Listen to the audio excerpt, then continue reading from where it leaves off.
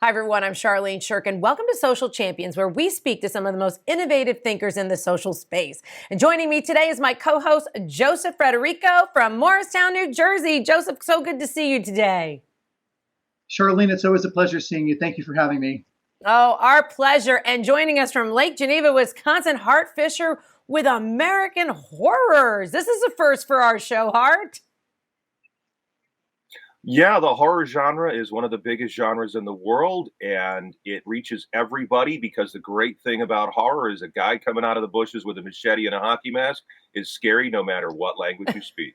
Amen. Amen. So tell us about American Horrors. Tell us about the company and the clients you serve and how you get your horror out to the masses.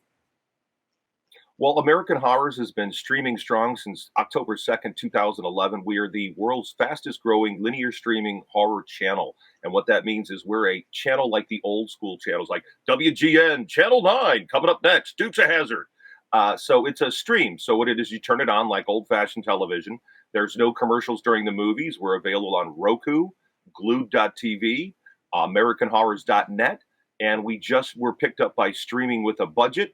And we just launched our second television channel, American Horrors Classic. So that's American Horrors and American Horrors Classic, giving you nothing but the finest in horror culture entertainment. Hart, I am a true horror fan myself. So, in this world of a digital age going forward, post pandemic, what is the one pain point that you try to solve for your customers that stream your movies? Well, at the end of the day, it's all about entertainment value. You know, one of the reasons that McDonald's is such a great brand, it's a brand because it services you and your needs in the way that you know you're going to get taken care of. You walk into McDonald's, you're going to get that hamburger.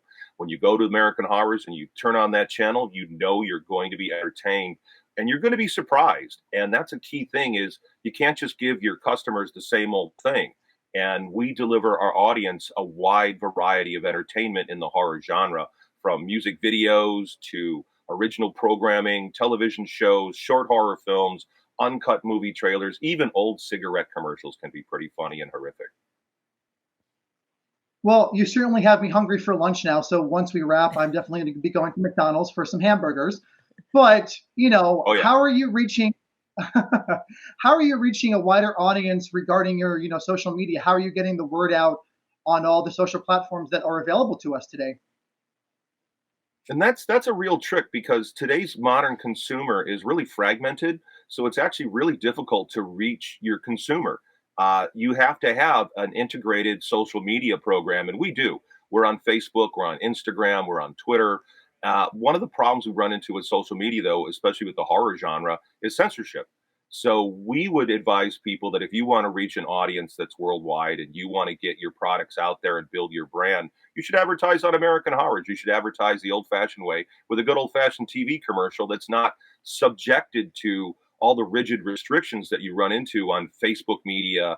Facebook's been really difficult for us to advertise on, and we get the word out mostly by being funny and funny little videos and interesting artwork because it's a really tricky, it's a real hard trick to stand out. And that's the thing is everything is so homogenized that you need to create a brand that's going to poke people in the eye, that's going to stand out because you're not just competing with your local, I guess your local businesses, you're competing on a worldwide level.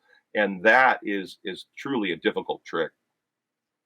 Hart, one of the marketing trends that we've all been talking about, and as Joseph brought up post-COVID, it's we're not selling to people anymore, right? We're solving problems for people, and we're being authentic, and we're telling our origin story.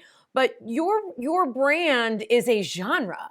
So how do you balance Mhm. those two? Because each one of, I would assume, a movie or you said a video or a music video or this is a different piece and has a different story in and of itself. So are you telling individual stories or are you telling the story about American Horror as the brand itself? Well, it's a little bit of everything because when you have 24 hours a day to fill, and now with the second channel, American Horror's Classic, and they're free, that's a good one, is that our channel is free. Right now, budgets are pretty tight with inflation and things that are happening in Ukraine. People are hurting for money and they're also hurting for, they don't have a lot of time. They're working several jobs. So you got to make it easy for them. You got to say, hey, trust us on this American Horrors thing. When you show up at the channel and turn it on, we are going to entertain you. And some of them are personal stories. We have a lot of review shows. We do a true crime show. And I also do comic books. So I also publish comics. That's something that I'm most famous for. I did the Jeffrey Dahmer comic that's most recently featured in the Netflix miniseries, the Dahmer series. And so we do comic books, we do publishing, we do feature films, we do fiction films, we do nonfiction films. So we do personal stories. I've done a bunch of biography books. And right now, there's a biography happening on my life. There's some people shooting a documentary about my career at Boneyard Press and at American Horrors. So, Hart, I do want to jump in. I might as well. Give us your origin story. What's your backstory? And you have a very announcer broadcast voice, and then you threw down Dukes of Hazzard. So I have a feeling you and I are both in that same age range, age genre, if you will. Well, the great thing about what I do is I started off on the south side of Chicago, and I grew up there going to a school for really smart kids called PI, Project Individual Education. Then I went down and got my degree in art at the University of Illinois in Champaign, Illinois. And I started my comic book company down there, which is Boneyard Press. And we became infamous for the Jeffrey Dahmer book. But then I also was the only comics creator to ever sue Marvel Comics and win and beat them for trademark and copyright infringement. And from there, I worked with rock star Glenn Danzig and ran his comic book company. And I created a comic book story that was banned in Oklahoma as obscene material. And then I worked in advertising. I got involved in advertising in Los Angeles with Samson West Advertising, and was involved deeply in packaging, print advertising, and then got involved in commercials and post-production. And I directed my first film, The Garbage Man, when I was down in Champaign, Illinois. And then in 2008, I signed my contract to do the American Horrors television series. And that's when I started to develop this announcer voice. Because I do voiceover work, and that's something that I'm for hire. I'm an actor. I appear in horror films. I've had my head smashed in with a brick. And actually, that happened right next door to where Billie Eilish grew up.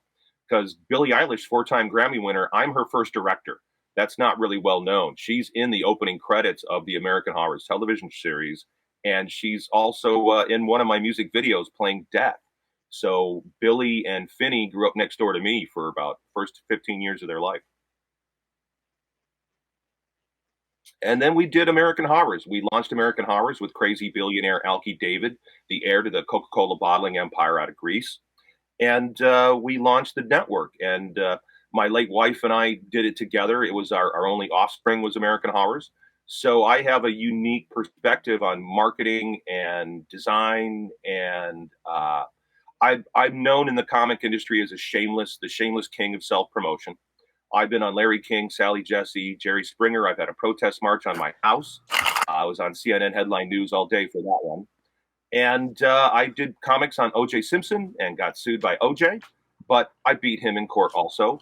And so it's been one kind of a crazy life, and American Horrors is a dream come true. So if anybody out there has a horror project or wants to reach the horror industry, I'm the guy to talk to.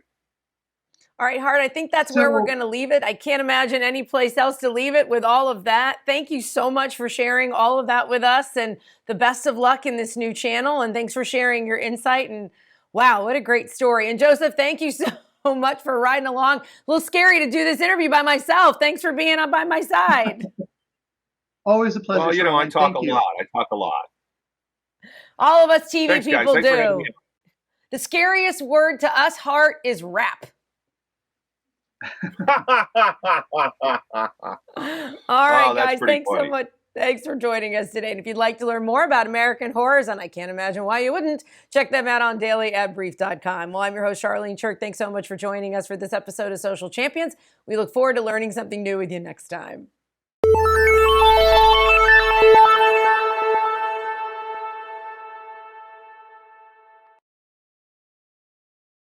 Simplify presents Addressable CTV, combining the power of TV with the targeting and attribution of digital.